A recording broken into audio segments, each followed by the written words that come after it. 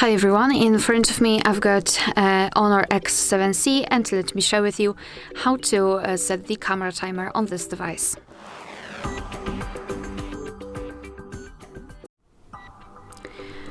So let's start with opening the camera app, and currently we are in the standard photo mode. I hope so, at least. Alright, so we had the first setup and we are in the standard photo mode indeed. So now we can simply take a look at this option bar, and on the right we've got the settings. So let's tap on them. And the timer is right here, so in this general list. So let's tap on the timer, and now we can choose from 4 different options, so off, 2, 5 and 10 seconds delay. So just tap on the specific option. I will choose 10 seconds.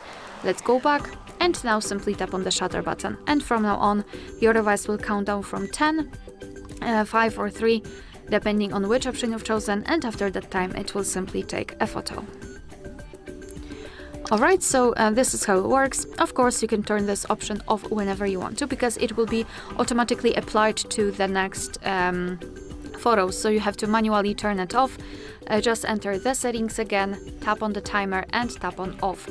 And from now on, your device will take photos right after touching the shutter button.